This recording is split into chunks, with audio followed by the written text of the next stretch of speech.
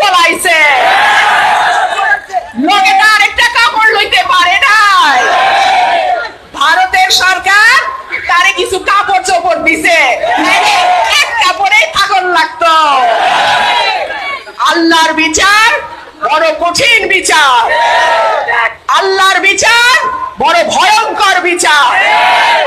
আমাদের লাখ লাখ ভাইয়ের উপরে যে নির্যাতন 15 বছরে হয়েছে, আল্লাহ সাক্ষী। আজকে তাকাইয়া দেখেন, কোথায় শেখ পরিবার, কোথায় হাসিনা, কোথায় রেহানা, কোথায় তাপস? কেউ না।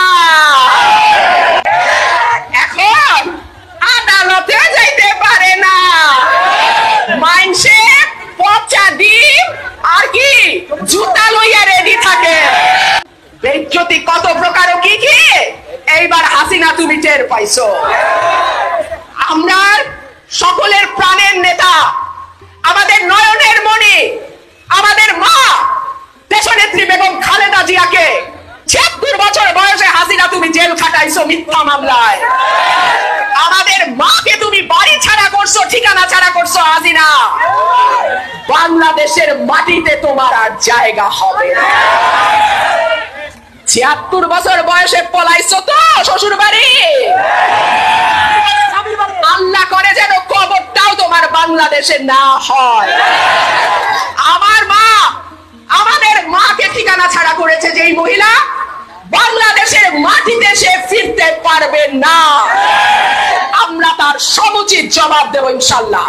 আশা করি সকলে ভালো আছে। আমি সর্বদাই দোয়া করি, বিশেষ করে আমার ঢাকা ৫বাসী, আমার ডেমরাবাসী যেন সর্বদা নিরাপদ, সুস্থ এবং ভালো থাকেন। আজকে একটা খুব জঘন্য একজন নোংরা রাজনীতি করে এমন একটা মহিলার ব্যাপারে কথা বলবো। নোংরা রাজনীতি করে ব্যারিস্টার রুমিন ফারহানা।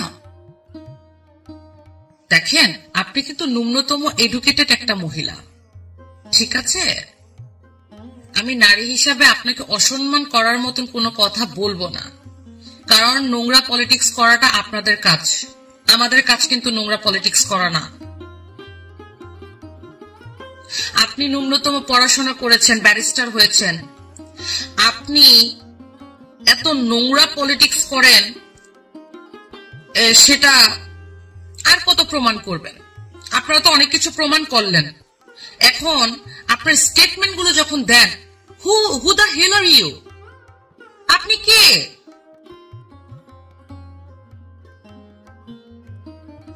আপনি বলছেন ৭৬ বছরে পালাইছে, কোন বাড়িতে সেটা উল্লেখ করলাম না, সেটার জবাব পরে দেব আমরা।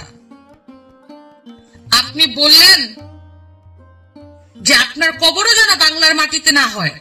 হু দা হেল আর ইউ? আপনি কে এইটা বলার? আপনি কে? আপনি কাকে এই কথা বলছেন? কত পাচাটা রাজনীতি করবেন বলেন তো? আপনি একটা নারী হয়ে একটা নারীর বিরুদ্ধে, আপনিও একজন রাজনীতিবিদ, এটা আপনি ভুলে গেলে চলবে? আপনার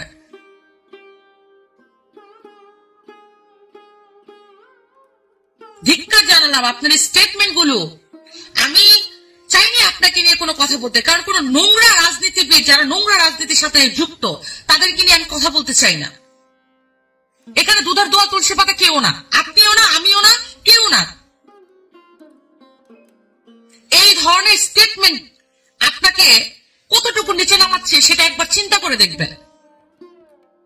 আমাদের মা, আমার মা, আরে ভাই হাস্যকর লাগে এই ধরনের, এগুলো একটু পলিটিক্যাল কথাবার্তা। আপনি একটা এডুকেটেড মহিলা হয়ে যদি এভাবে কথা বলেন, তাহলে বলেন তো আমরা যে প্রজন্ম, হ্যাঁ, বড় বড় লেকচার বানান আপনি, শিখবে আপনাদের কাছে, কি শিখবে? এগুলো শিখবে?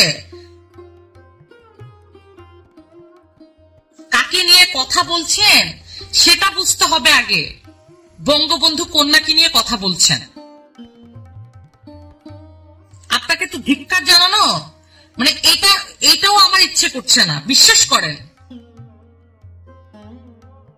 আপনি কিছুদিন আগে লাইভে আসলেন, এটা আমার বাড়িতে, আরে তখন তো ছাত্রলীগ ঘর থেকে বেরোতে পারে না, তখন বাঙালি বাঙালি স্লোগান দিলে তো আপনারা মেরে ফেলেন। এখন আপনার বাড়ির নিচে কিভাবে ছাত্রলীগের লোকজন যাবে?